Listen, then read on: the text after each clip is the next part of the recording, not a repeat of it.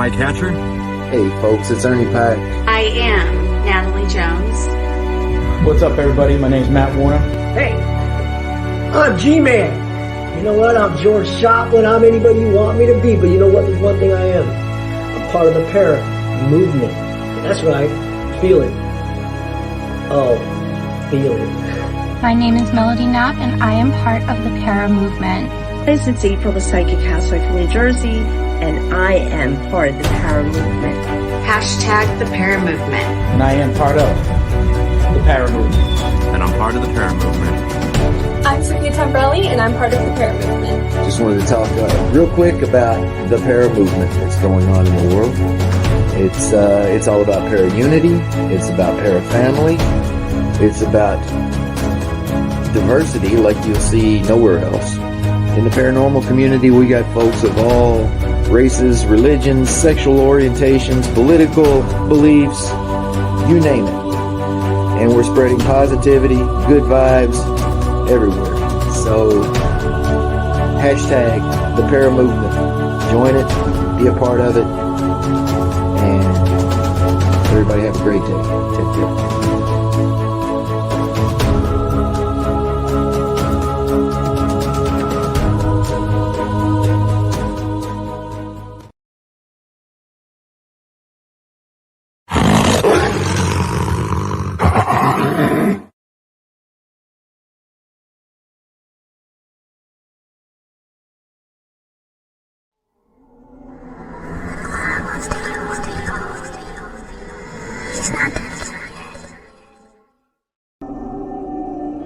Why did you let him kill me?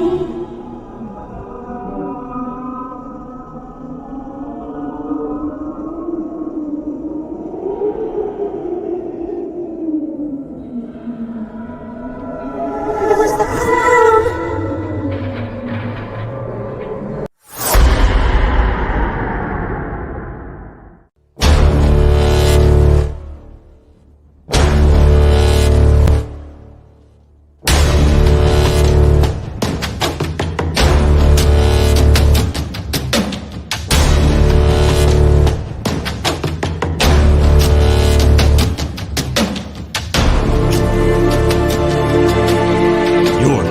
To Animal Paranormal Live, where we talk about all things paranormal. And now, here's your host, the Animal. Are you ready?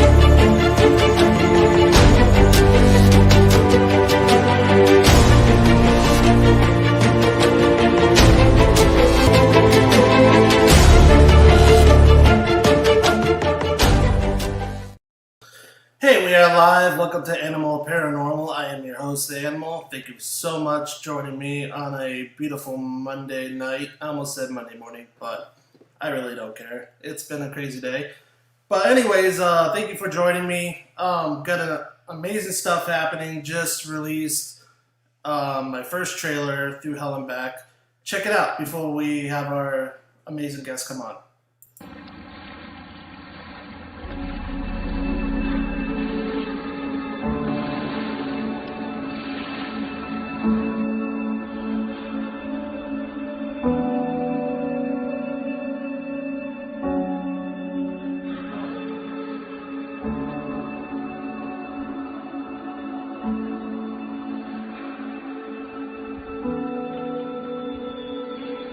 I just hope that she's, up in heaven and not in pain anymore.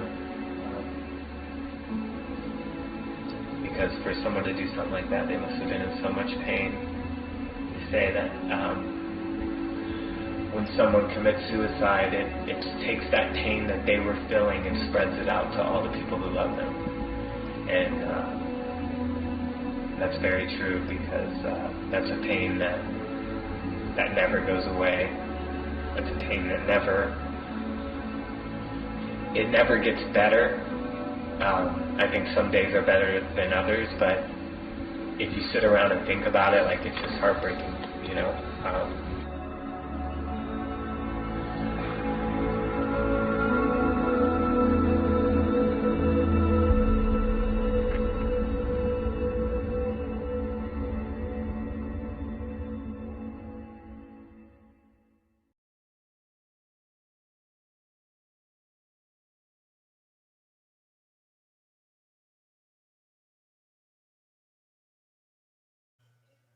Hey guys, welcome back. Thank you so much for your support and thank you for the comments. It really means a lot. And I just wanted to get to my amazing guests that I have on here, Nathan Withers and Kelly and Heather. Hey, what's up? Hello. Hi. How you guys doing? Good. Not too bad. So, what are you guys doing on a beautiful Monday evening? Hanging out with you. Hanging out with you all night. So tell me what you, Nathan, with you, I know I've been talking to you for a little while, and I know, like you were talking about, you were in the filming industry for about 20 years. Tell me how that all came about, of how the passion started for you. It's hard to explain, really. Age 8, my dad bought those old VHS cameras, and back when those were a thing. Very rare to find them now, but I remember always being just fascinated with that, and I had to be around that world, like with him. Like any birthdays or Christmases, whatever the holiday was, he always got this big black box out and unloaded all this crazy gear, and I had to be around it. And for the longest time, I was never allowed to touch the camera, ever. But finally, my 14th birthday came around, and he gave it to me. Not willingly, but he gave it to me. And I was so scared that I was going to break it. My mom was like, just give it to him. If he breaks it, he's never getting it again, never get nothing else, blah, blah, blah. So one day, he thinks that he's going to catch me destroying the camera. Well, he walks in my bedroom and realizes I have like 20 VHS tapes all labeled on my TV and and everything's just in good shape. So that's kind of how my journey got started. And of course, I used to be a big hardcore skateboarder. I used to make all kinds of skate films when I was a teenager. So I mean, before I became an investigator in the paranormal, I did other video stuff, skateboarding videos and stuff like that. So I've always been around the camera world. So. Yeah. It makes me laugh with the VHS. Every time I've always struggled, remember as a kid, trying to take those damn things out and getting the tape stuck. And my parents would always yell at me because I'd always break a tape and they're like, and not buy you another one. Yeah. Yeah, those things. I'm so happy we don't have to deal with that. And DVDs, I don't think really anybody uses DVDs anymore. Not that I know of. I think they still sell them, but I don't think people. I know. I'm like, I got a projector and we run those DVDs. My son just went and cleared out a family. What is it? Family video closed down. He's like, I just went and bought all these DVDs, and I'm like, why? He's like, for the projector. I'm like, whatever. Each his own. So I wouldn't waste my money on no DVDs. But Now, what about you guys, Kelly and Heather? Like, how did you guys become into the paranormal? Well, we've always been interested in I was born basically into it. My mother was a psychic, so I've always been around those that whole thing. Like my mom used to, when I was a little girl, had me doing tarot cards and sleeping with them underneath my bed. And hi, Costa. So the paranormal's just always kind of been in my life. And when me and Kelly met, she was kind of like the same. We'd tell our, stories and everything like that. So we both were always kind of into this. And then I was just kind of like, wouldn't it be cool to get a bunch of people together, research some areas, and just kind of go out and see what happens. So I kind of put together this little thing, and we all researched a bunch of stories. We went to those urban legend areas, and we checked it out. And we're just we had such a great time exploring the history and everything like that, that I'm like, I want to do this all the time. Then it just became we came up with the name, and my son, I always have to say, made our logo. So I gotta always give him a shout out for that, because he's very I made your logo. So I always gotta make sure I let everybody know that. And we just been evolving. We're how many people we got now? We got about 11 girls, 10 or 11 girls that go around. I mean, it changes. People come, people go. We're about to be about 2 years in. Wow. So next month will be 2 years. So we've done a lot and it's fun, and we're just hope to keep going and, you know, keep learning, and we love meeting new people, and it's just a great time. So Yeah, that's awesome. That's really captivating. Now I'm kind of gonna change the questions here a little bit because today's a different night. This is I've kind of, you know, my path in filming, and I know I've talked to you, Nathan, about it. It's been kind of more about helping people and, you know, people that have been going through things. And I've been asking people, what is your story?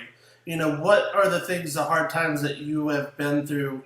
And I would like to ask you guys, if you don't mind, and Nathan, if you're okay with that, I would like to hear from your story of how things like what was through your hell and back. Well, like my through hell and back and the paranormal. Is that what you're asking? Just life in general. Just like I don't really have a hell and back, honestly. Or maybe in the paranormal. Yeah, okay, I do have a hell and back in the paranormal, which if you've watched the My Paranormal Experience series, the very first episode is my childhood best friend Scotty. He's now my camera guy. His story is based upon the location that we grew up at as kids, which is where my first encounters took place at, which is what made me a true believer in where I'm at today. You know, it just I don't like to use the demon word a lot because I feel like it's overused in a lot of ways. But I can tell you, I feel like, you know, our experiences as kids was very demonic, and he would even say the same. Yeah. Like, do y'all want to hear the story on that, or just? Yeah, I'm sitting here like, how? Yeah, I want to do a comparison. So Tell me more. Go ahead, tell us more. Okay. My experience took place at age 17. You know, it was a group of friends in a small town of like 300 people, not knowing what we were doing at all. The friends' parents were out of town. I don't know what they were doing, probably a vacation. It's been so long ago, I can't remember. But all I remember is laying in bed, and I'm by myself in a king-size bed, and the bed starts to shake. And I'm thinking my friends are playing pranks on me. Well, I get out of bed, go in, pretty much tell them, hey, stop shaking the bed, I'm trying to sleep. And they're in the living room playing video games, you know, back when like the Nintendo 64 was a thing or whatever. And so, make a long story short, it got so bad where the bed was like literally like the mattress was doing this number. So I'm freaking out, and I get up, the door's wide open. As I'm going to walk out of the room or pretty much run out of the room, the door slammed shut. And it was like the handle was locked. I couldn't get out. Well, finally, I was banging on the door. My friends came through the hallway and pretty much, you know, was like, the door won't open. And finally it came open, and they didn't believe me. They didn't believe me for a second. But once they finally sat on the bed with me, they actually witnessed themselves. We witnessed dark shadow figures, a very disgusting, rotted stench of a smell, like a dumpster smell, coming from all out throughout the house. There was a lot of negativity that happened there, and some of which, you know, there was like 3 or 4 eyewitnesses that to this day will not even speak about the events. Only Scotty and myself are the only ones that'll speak about it. Matter of fact, if you watch the series, the location that we're at is the exact house that we had these experiences at. The current owners actually allowed us to go and film there and tell our story in a better detail. That's awesome. So that's my through hell and back story, I guess you would say. So wow, that's interesting. Wow. I know Kelly wants to probably jump in. You want to tell your story? Your dream? Well, my hell and back in life, or my it wasn't a dream. Okay, well, I'll start with the paranormal. So it started when I was about 6, 7 years old with my first experience. My brothers and I, we were younger at the time, so we shared a room, and they had bunk beds, and I had a bed over here. For whatever reason, I wake up and I see further back in the room, I can see what I thought at the time was maybe possibly one of my brothers who had a sheet over their head. It didn't correlate at the time that it was black, right? So you know how they draw the Grim Reaper? That's identical to what I'm seeing, right? Mm. Except there's no face and it looks like the Grim Reaper, just how people describe the Grim Reaper. But I'm young. I don't know what the Grim Reaper is. I'm thinking it's my brother's playing a joke on me.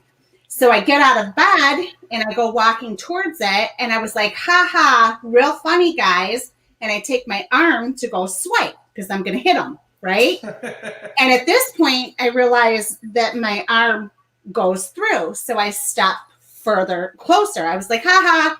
And I go to swipe again. Well, now I'm alarmed because I know I'm face to face with it. And so then I'm like, it freaks me out a little bit because I mean, I'm face to face with this thing. I mean, it's taller, but I'm right there. I'm butting up to it. And I look down on the one bunk bed, the bottom bunk bed, and I can see my one brother. So I step over and I step up to reach to see if I can feel my other brother, and he's in bed. So now I realize it's neither one of them, and I go running into my bed. I cover myself up with my covers, and that's that, right? That's the first one. Second one is I was probably about 8 or 9 years old. We've moved now, so I have like my own bedroom because we're older now. So I have my own bedroom. My brothers have their own bedroom. It's 4th of July. 1980 something. Okay. We won't say. Rolling up. I'm laying there in bed and I feel like this tapping on my shoulder. And it kind of arouses me. And then I start hearing what sounds like my mother's voice. And it's going, Cal, Cal. And so it wakes me up and I look and I don't see my mom. She's nowhere.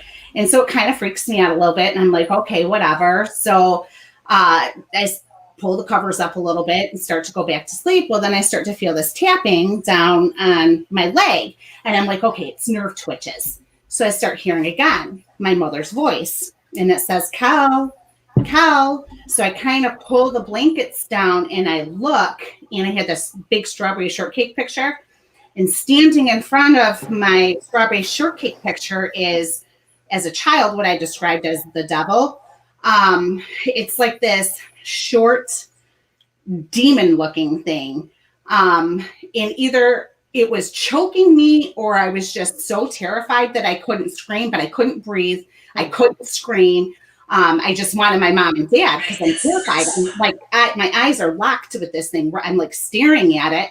And I can't scream. And then I don't know how long this went on for, but then all of a sudden it was like this release, like something released me. And I just started screaming and howling for my mom and dad. And I seen the devil and they came running. They turned on the light. The thing was gone. And and people are like, well, maybe you were having a night terror or it was paralysis. I know what I saw. Or like sleep paralysis, people have said, no, I know what I saw. This is enough to terrify me even as an adult. Yeah. Like if I'm sleeping, so later on in life, if I'm sleeping and you come in my room and you say Kel, if you use that term, for whatever reason, somewhere in my subconscious, I'm so terrified that I will actually sit up and I start screaming. That's all I can do is at the top of my lungs, and it freaks everybody else out. Yeah, they go running out of the room because they don't know what the hell's wrong with me. And then I kind of come to, and I'm sitting up like the damn exorcist. You know what I mean? At the top of my lungs, and I'm like, what the hell just happened? And then everybody says the same thing. Well, I came in the room and I was saying, Cal. So you can't even wake me up with that terminology. You can't, you'd have to be like, hey, Kelly, you know what I mean? So I've never seen, everybody's like, oh, I've seen this human spirit, or I've seen this human ghost, or I've never, ever seen anything human. So I don't, that's kind of what started the whole, and then I have stories that go above and beyond that. It's my whole entire life. My mom has thought that maybe there's something that follows me everywhere I go, like maybe there's some kind of attachment or something. So I have many more experiences, but that's kind of what started everything. It started when I was young, and it, still goes on to this day. So we don't say Cal. Yeah, we don't say Cal. We don't use that term. Yeah. Myself? Yeah, you're paranormal. I don't know. I've been to hell and back more times than the terminology hell and back. So I don't know. We'll go. I mean, I got a pretty. Do you want to do your life one? No. Let's. Nobody needs that. I think we're all avoiding the whole life part of it. When you were like, I need okay, like a life I'll story, do it. I'm like, okay, I haven't talked about this, but I'll go into something. So, okay, so when my dad passed away, about 2018. So I started this group, whatever. My dad. Okay, so I'll just jump into it. So my dad is passing away. He's actively passing away. And my sister, she is a medium. Okay. My mother's a psychic. My sister's a medium, blah, blah, blah. So anyways, everybody, when my dad started passing away, saying that they smelled my mother was around. I wasn't sensing that, but I was too busy worrying about his health. You know what I mean? Like, I have to handle the doctors. I got to handle this because he had cancer. So my sister's like, so I'm sitting in the hospital with him, and I don't know why he's not like, he hasn't gone yet. You know what I mean? Like, I just don't want to see him in pain anymore. So my sister, I'm sitting there talking to her, and she says, well, did you go talk to mom? Like, because she kept telling me, go talk to mom, go talk to mom. My mom is obviously deceased. I said, no, I haven't gone and talked to mom yet. And she says, well, you need to go down to the chapel, like I've told you, because mom is waiting for you. She's not going to take dad until you say it's okay. So I said, okay, fine. I'm ready to do this. Let's go do this. So I go down to the chapel. As I'm going down to the chapel, the elevator reads 1 and 3, 1 and 3. So I'm seeing 13. Okay, I'm seeing 13. I go into the chapel. Now I'm big on numbers, so I really pay attention to dates and stuff like that. So I'm looking at the numbers, and on when you go to the chapel, they have a whole bunch of different Bibles, like different books of everybody's belief, right?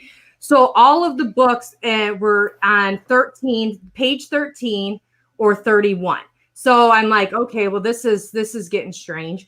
So I go and I talk to my mom. I say what I say. I go back up, and literally when I get up to the room, my father his feet are churning. He passed away at like 11:13. So, and it was, the date is, he was 70 year old, but he was 13 days. However you break it down, everything was 13. So it was like really like interesting to me that it all kind of went that way. And just like numbers to me really play a big, and some people might say, oh, you're crazy, blah, blah, blah. But I really pay attention to the numbers. And I'll even add them up, and it'll add up to like third. It's just crazy. But that's an interesting story that always sticks with me. And it was just crazy how it went down. And my sister's like, it was supposed to be at that time. You were getting all these signals. You need to pay attention to your signals at all times. So I really try to do that. Like, I really, if messages are received, I try to just listen. You know what I mean? Because you never know who's trying to talk to you through certain type of ways. Even if it's a number on an elevator, you're supposed to be doing something. So yeah, that was pretty interesting to me. That's my story. One of my many. So wow, that's really cool. Just your stories alone on just the paranormal itself, through Hellback, wherever it's from, it's really cool to hear people's stories, because then you never know who else you might touch, that's listening, or who's ever going through some tough time. Because I've been through, like, in a paranormal sense, where I've been attacked, literally, where it made me into a depression, where I got depressed for a while, and I felt like I just kept getting attacked, and it made me want to do stuff that I didn't want to do. So it's totally something that it's real. It could get you, and that's just something. That's why we need each other, to be there for each other, because it's something that we could. It's kind of like an antidote that we just can feed that into other people and help them. For sure. And I have another one I'll tell you guys. It's this one's probably more interesting. I mean, they're all interesting, but I had a boyfriend because you're I'll talk about it because I was waiting for this one. That's what I was looking for. Your introduction, I know that's why I'm doing it. So his introduction and how it talks about, suicide or whatever. I had a boyfriend commit suicide. And after he passed away, a lot of weird stuff happened and yada, yada, yada. So anyways, I end up meeting someone else and I have a son. My son has no knowledge of who this person was. I don't talk about it. My oldest son now, he knows, but we don't talk about it no more. You know what I mean? My oldest son was about 5 when he passed away. So we're watching, I think it was the Haunting, the show was, where they do like ghost stories and stuff like that. So we're just sitting there watching this, and my youngest son starts playing with his toys, and my youngest son's probably, he's little. So anyway, so he's going, Jeffrey. Well, my boyfriend's name was Jeffrey. So, and I'm going, Cody, why are you saying that right now? And he's like, Jeffrey. And I said, why are you saying that? He goes, that's the name of the ghost in my room. And I said, what? He's like, yeah, the guy in my closet. And I said, so my oldest son jumps on my lap and he's like, Mom. And I'm like, Cody, come talk to me. I said, what's in your closet? He says, there's a guy, Jeffrey, in my closet, but he doesn't like his head or his hand. Well, he shot himself in the head. So the fact that my son knew this was like, oh my gosh. And and I freaked out. I was like, oh my God. And my oldest son freaked out. So now my baby jumps on me and he's freaked out. He's like, what's wrong? Because he never knew nothing was wrong. He's just like, why is everybody freaking out right now? So now they're all sleeping like in with me. And they're like, they're not going back in the room. So I ended up having to, why are you looking at me like that? So I lived down a little bit, like okay, so I'm in like a townhouse. So I lived in a smaller one. I moved to a bigger one. So when my boyfriend passed away, I was in the smaller one. So I tell Kelly, I call her and I said, hey, Cody had this. I tell her what happened. And she's like, oh my, because there was a lot of paranormal stuff that happened at the old place, but I didn't have any issues that I thought at the time. So she says, well, that's probably my fault. I was down at your old place. And I said, if you're here, show yourself. And then I walked down to your new place. And I said, what are you doing? So I was able to so it must have followed her. I don't know how that happened. It's a possibility. Because it started happening after she said, show yourself. Then she walks down to my house. So I see nothing. I had, I just figured I'd try it. Right. So just curious. So now my kid needs therapy, but because of the whole concept of what people believe that when people commit suicide that they're stuck here, right? So this is kind of the theory that was going on in my mind at the time, and I'm like, well, let me see if this is true. Maybe he's still there. Let's see. And so I was like, if you're here, show yourself, do something, show me you're here. And nothing happened, it was, and so I'm like, okay, whatever. And then I came here, and then it was like just a few days after that, at least that he spoke about it. So I don't know how long it's actually, was going on, but we ended up doing right away I salted the closet to hold whatever was in, and then I could go ahead and then get the pendulum out, see what was going on, talk. And it was like a nice conversation that we were able to have. And I think a little bit of closure. And then it just kind of went away. You know what I mean? And everything was kind of just like with me resolved, not like, because people leave and you don't, suicide is especially, you never know like why, there's never like that closure. You just like, what could I have done? And being that it happened right outside my house, I'm going to hold that what happened. You know what I mean? So, everything in this world, you're going to go through your walks of life. Sometimes they're not. The roads are bumpy for some, and sometimes they're smooth, but you just put on the right shoes and you just keep on walking. You know what I mean? Yeah. You got to just get through it, and you got to think of everything that you're going through. There's a purpose. So if that event didn't happen, I wouldn't have my youngest son. You know what I mean? So you have all these building blocks that create your life. And though some things are sad, they take you to your next chapter. So I try to even though I get sad about certain things, I know that it has to be that way to make it to my next part of my chapter. And you just learn your lessons. So you just always make sure everything you go through, you try to find your lesson in that situation. Yeah. So, and that's that. And totally. Everybody who's listening, thank you so much for listening right now. I just want to throw a couple of shout outs. Thank you, Brandon. Thank you, Daniel Class.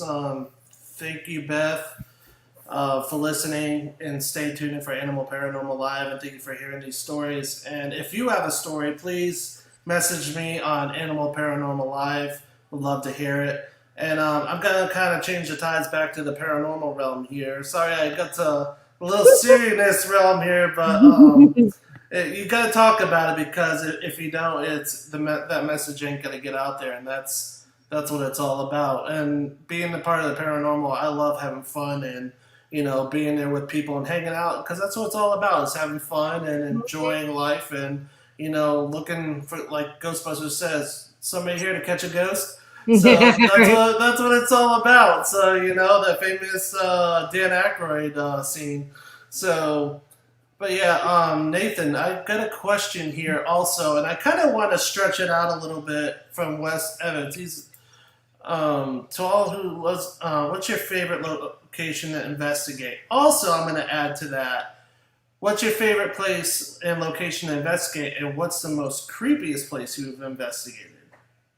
We'll let him go first. Nathan.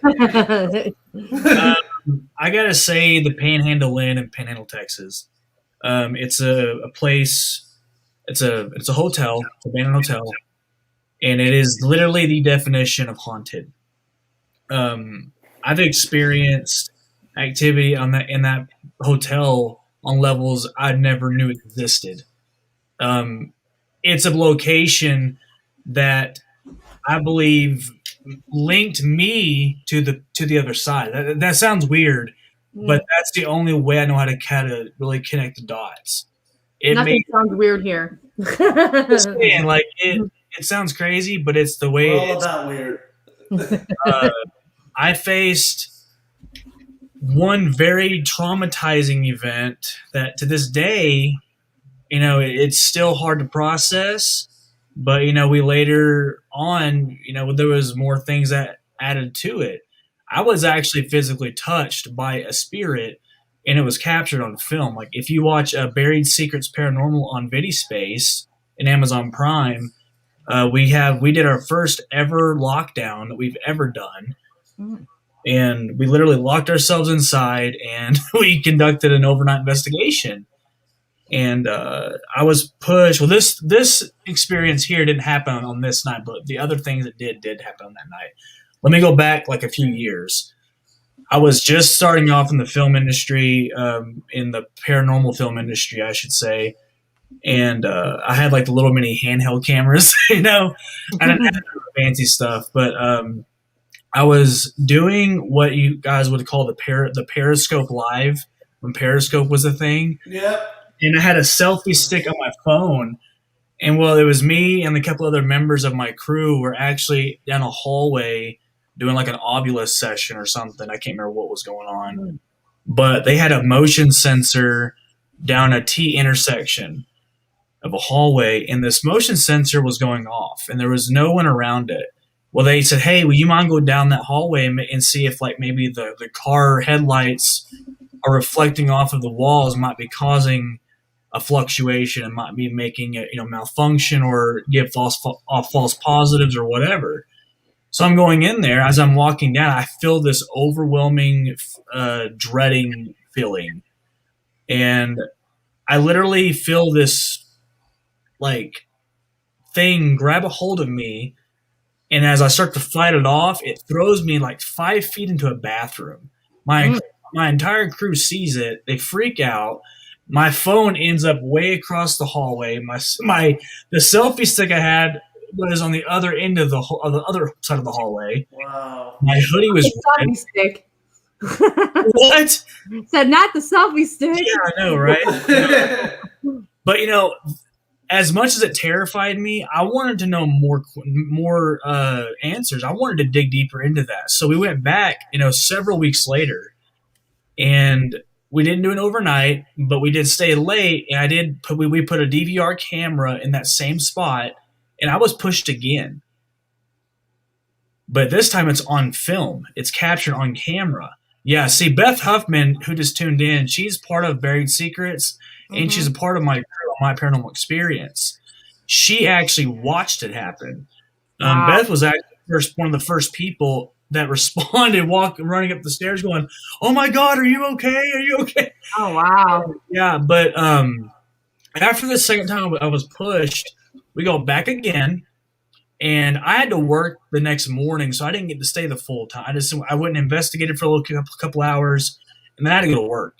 So the rest of the team stayed there, but they had the Ovilus device, and there was like 4 or 5 other witnesses that witnessed what is fixing to happen. They're asking, okay, do you want us to leave?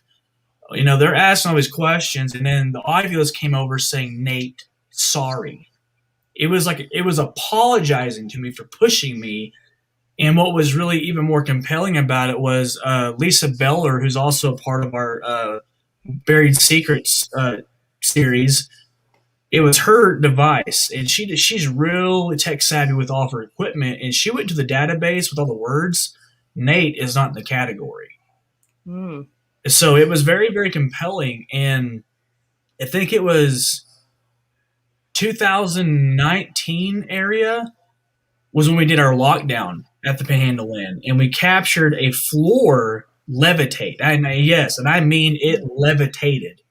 I want to see that video. The floor, the actual floor level. The actual hallway floor. I didn't capture this. Melody, our lead investigator, Buried Secrets, captures. I actually made them stay overnight, and film, because we had to go do another session to finish up another episode we were doing.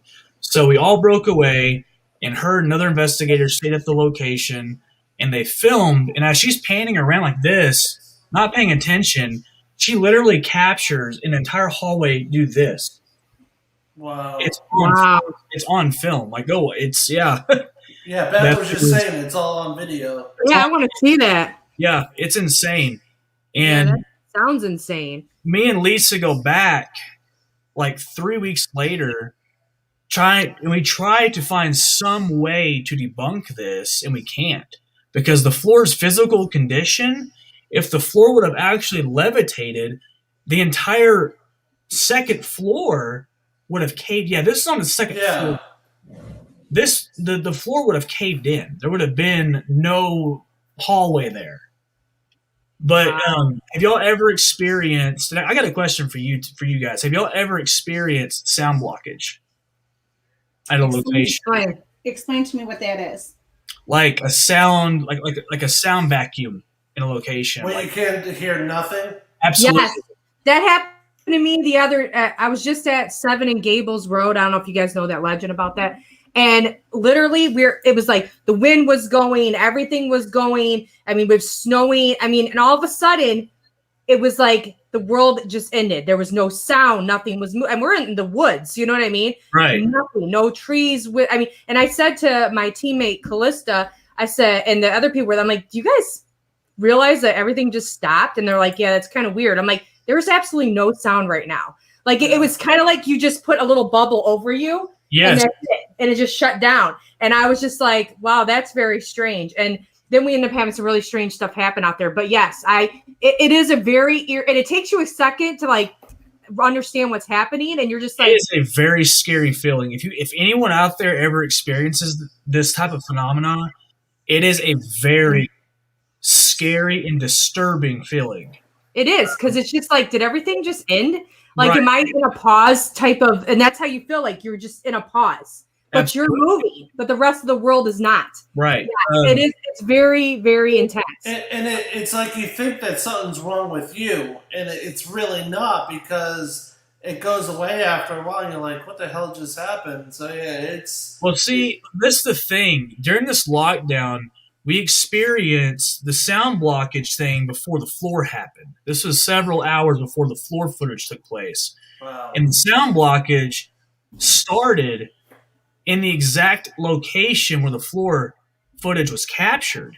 But we also had a DVR system that was rolling that was also blocked. Like, it showed that, if you watch the episode, we go back and show you guys that, hey, we had a DVR system rolling the entire night. And none of that footage, it didn't even show the DVR was even turned on. My audio equipment was completely, you can hear us, right?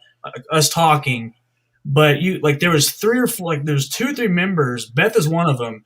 Was screaming at the top of their lungs, less than 50 feet away from us. Was not captured on my audio, but a train from 3 or 4 miles away was captured on my audio. Explain that to me. That's insane. That is insane. So now, when these sound blocks happen, does it happen to everybody that's in that location? Mine did. So, because I have this, this was many years ago. I was actually at a bar, and till this day, I can't figure out what happens. I don't know if I just went deaf. I don't know what happened, but I'm sitting there, and you got loud banging music, right? Boom, boom, boom, boom. The music's banging, right? Everybody's talking. There's all this stuff going on. And all of a sudden, my friend Sean comes and he's talking to me, and it's right then that I realized I can't hear anything. I can't hear the music. I can't hear him talk. I can see his mouth moving, but I can't hear anything. Nothing. So then I start to freak out. I'm like, I'm deaf. I'm screaming at him. I can't hear you. I can't hear the music. I went deaf. I literally went deaf. And so I'm kind of freaking out. I'm like, oh my God. And I'm trying to get my friend who was with me. I'm trying to tell her, and we had just gotten there maybe about, 20 minutes, 30 minutes. So I'm still on my first drink. You know what I mean? I've only drinking. I'm not drunk. Yeah, so I wasn't drunk at this time. Right. So I have to clarify that. And I'm trying to get her attention because now I'm freaking out. I'm completely deaf. And then as fast as that happened, as fast as I went deaf, all of a sudden it just boom, and everything was loud. It was like boom, boom. I'm like, okay, I need to go home. Something's wrong with me. It's very similar like that. It's just everything kind of stopped. When it happened to me, it was the group. Everybody that was with me, we all were looking around, and it was just like I said, it was like the world just ended. You know what I mean? But we were still there. It was very strange. You know what I mean? And it is a very strange feeling, and I don't know what happens.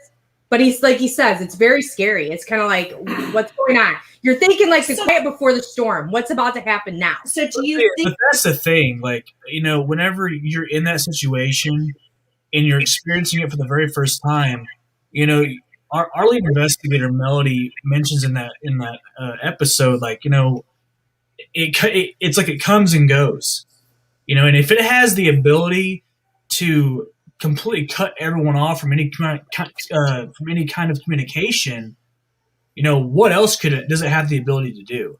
Yeah. Well, it showed us it can literally make a floor rise up. I mean, that's whenever the paranormal gets really creepy. Do you think that maybe in that moment of time you're having a shift in dimensions? I don't know. It's good. That's a good thought. Yeah. Yeah, the dimensions are shifting. They're coming closer together. They're crossing that line. Whenever you watch the footage, you can actually, because there's door frames, there's several doors, rooms that it happens at, but there's one door frame that's right there in the camera's view. You can actually see when the floor lifts, it casts a shadow as it's rising up. It casts a shadow and then goes back down. That's so amazing. You guys have got to watch it. Where do I see this video at? Do what? Where do I see this video at? On the VidiSpace Network. K-Fix Network? No, VidiSpace Network. Oh, okay. Write that down. I want to really check that out. It's amazing. Because as a construction, because I've been in construction my whole life, and it just that stuff intrigues me because I know buildings expand and contract, things like that. No, absolutely, yeah. But something like that in the paranormal that does that's just amazing. And before, for instance, we I didn't discover the footage. Lisa discovered the floor footage, a month after we had visited the Panhandle Inn, and she posted this video. She cut the clip out, posted it on our private page for our team, and she says, "What is this? What am I looking at? Did something just jump out at Melody?" And we're all like, "What in the hell is this?" Well, everyone on the team is like, "Should we post?" No, do not post this. This needs to be saved. We need to figure out what this is before we post it publicly. Mm-hmm. Yeah, because if you post something Like you got to really check your footage before you throw it out there. Like absolutely. And try to debunk it, and then be like, okay, I can't. You guys have a shot at it, and see if someone else can, or if everyone's like, I got nothing. Then you're like, okay, I got something pretty cool here. And it's like you said, Josh, like you said that you've been in construction your whole life. I went to several people that have done construction for 40 to 50 years, and I've showed them this, and I'm like, is it possible for a floor in the condition that it's in to physically levitate like that? He says, no, it's not.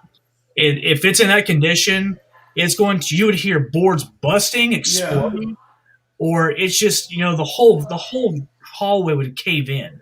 Yeah. He goes, the thing that gets me is when it levitates, there's no sound. It's silent. No sound at all. What did you think when that happened? Do what? What were you thinking when that was going on? Were you freaking out, or? Well, I didn't capture it. Melody did, and she had no idea she had captured it until weeks after we had left, because Lisa's the one that posted the footage to our page asking, what is this? So we had no clue as to what all this was until we discovered it. And we were all kind of like, y'all, like, what? Like, what is it? We couldn't even process it, And it's literally the most compelling piece of visual footage we have to date. Oh, I can't wait to go. I'm gonna look at it when we get off of it. I haven't found anyone to this day to explain what has caused it. Right. Yeah. When you have evidence like that, it's so compelling, and when you try to debunk it so many times and you can't figure what the hell, then it has to be real. If you can't debunk it or anything, then well, I'll be real with you. Like when me and Lisa went back to that location, because we wanted to really dig deep into debunking that part of it, because, yes, our viewers are going to think, oh, that's BS. Like y'all didn't even try to debunk it, so I don't know if I believe it. So we went back there with the intentions of, okay, we know this is real. We know we can't debunk this, but we're going to try. Right. We're going to show you the physical condition of the floor. We're going to show you the exact spot where it happened at, and we're going to put the footage in there to show you the comparison of why it's real. Yeah. And, we linked all the sound footage together. There's all this, the whole story. When you watch it, you'll go, whoa, this is insane.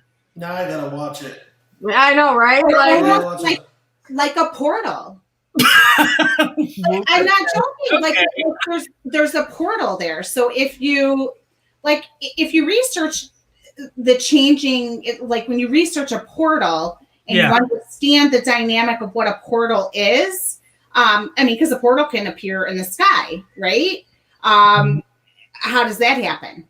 So I wonder if it is like this crossing dimension portal, and you said it's like. That's the thing. Like when we were there, so many years ago, I want to go now. What? I want to go. I want to go to this place. We want to go back too, but it's one of those things where the building is so out of shape right now. Like probably couldn't even get in there. Right. But no, you're absolutely right. We've always thought somewhere in that building there has been a portal there, and I think when that floor lifted, we're like, hey. I think we found the portal. Yeah. I really think we found the portal because, that's the same area where the sound anomaly situation took place. Yes. And that's where the floor lifted at. Yeah. So, that would make sense. Absolutely. Melody truly captured something phenomenal, something groundbreaking. And we can't, to this day, we have no explanation for it. Wow. If someone can tell us what it is, we are all ears. So I can't wait to go see it. Yeah, I know. I'm super excited. I want to check this out. I do want to promote the Video Space Network, if y'all don't mind. If you guys don't know what that is, it's like a paranormal Netflix. Okay. I didn't. I think I have something like that on my TV though. Video Space, you can download up the app or Fire TV or Roku. You've got Nick Droff's show, The Death Walker. You got Buried Secrets Paranormal, and then you got my new series that just made its debut last year, or right before Christmas, called My Paranormal Experience. But yeah, Why do I feel like I've seen that? My Paranormal Experience. I've watched this.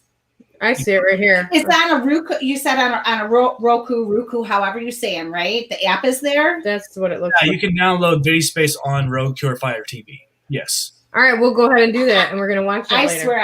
I swear I have this. That's why I'm like, it's on my TV. That's why I said it's on my TV. So maybe at some point, who knows? I don't know. I know what you're doing tonight. Yeah, I'm going home to my TV to see this. I want to check this out. Yeah, that's interesting. And it's called My Paranormal Experience, and it's only on this Video Space. Yes, it is. It is on Video Space. Paranormal Experience. I swear. And I do want to make known that, this series is open to anyone and everyone who has a paranormal experience that would like to be on an episode. Just contact me or contact Beth Huffman, who is like my series manager. She pretty much takes care of all the submissions. She can get you the form to fill out, and we're welcoming any type of experience. So you don't have to go on camera though, do you? Do what? You don't have to go on camera though, do you? Yeah. Yeah. Right now. We have ways to do it though. It's different. Like I'm just sitting and that's fine. Yeah. Like that's cool. Josh has even talked to me about doing it. We've even talked about this, and he's talked about coming to me to do it. I mean, I've got people from California that are coming to me to do it. That's awesome. Amazing. Congratulations. I mean, we have people from all over the world that are signing up for this, and it's just it's phenomenal. I didn't even think it would go that far, but it is, and it's just amazing. Congratulations. Well, thank you. If you guys will be a part of it, let me know. We'll make it happen. For sure. We'll reach out. So we got a lot of cool stories. Yeah. Well, I know we got a few minutes left. I want to ask you one more question with you guys. What's your favorite type of paranormal investigation equipment? Mine goes back and forth. He's on a time limit. So. Oh, I used to like this. You're good. You're good. I just wanted the Spirit Box used to be my favorite EVP recorder. I like to use the dowsing rods. I don't know that I have a favorite right now. I want to do Jacob's Ladder. So I think until I experiment with Jacob's Ladder, I actively answer that question. I like I'm just like a simple recorder. That EVP that you get when you like that sound and that voice, and it's just like that really and a good photo, like just a camera and a freaking recorder, and I'm happy. So I'm simple. Me, I'm obviously a documentarian, so I'm real big with the cameras. Yeah. But when it comes to equipment, with getting like spiritual type of things, I've used the equipment, but I'm really trying to shy away from using too much and just use my body, because your body is the best indicator. It's the best detector. Your body will let you know when there's a spirit around. It just will. And it's that fight or flight type of response. Yes, absolutely. You're gonna feel that. And when we were out at that 7 gate, that's what happened. Like you stop. I mean, I ended up getting a phenomenal picture out there, but it was because we felt something. We stopped, and it's like, take a picture right now. Like right in that direction, take a picture. And it's because you feel it, you know it. You know what I mean? And for sure, definitely yourself and your, definitely go with that too. Yeah, I'm the same way.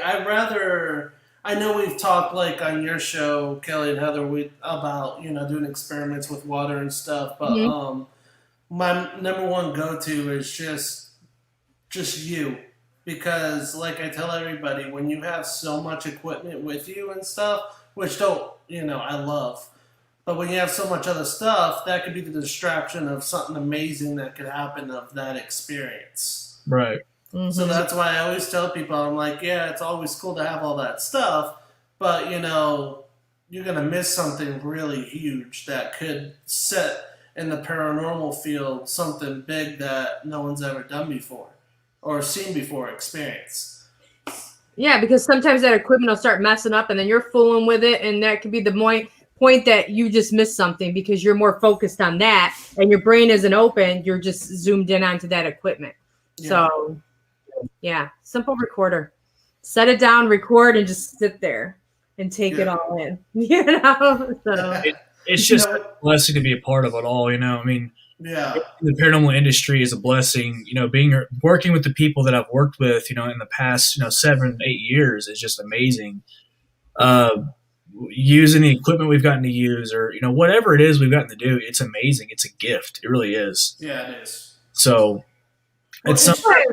I mean, that's why I like going with other paranormal. Like, we don't stay in our box of just our team. We always are like with people because everybody does different things. Absolutely. So I love to see whatever. And I'm never like, oh, well, it's just do it our way. No, I love to see how people do it. Like, show me something different because I love that. You know what I mean? So, and you get that because everybody, you might do something similar or use the same thing, but they're using it in a different way or they have a different technique. And I love to see, and even just how people communicate with the spirits is going to be different. You know what I mean? So I really like going with other teams just to take that all in. Definitely. Now, before we head off here on live, what kind of advice would you guys give to a new paranormal investigator going out there that doesn't even know what to use or what to do? I'll go first. You go first. Okay.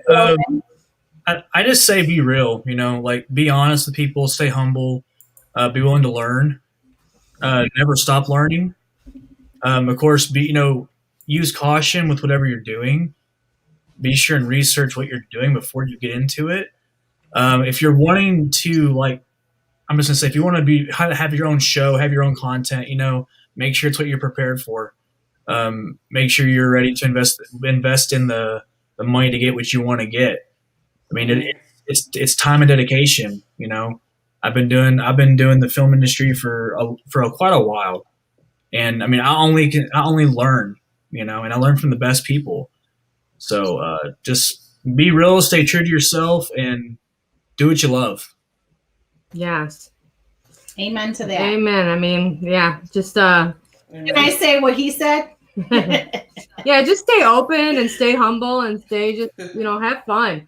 When you stop we're all trying to find the same thing. You know, we all have the same goal out here to just find some evidence of afterlife. So, and that's where your focus has to stay. Don't get clouded with anything else. Stay on your goal.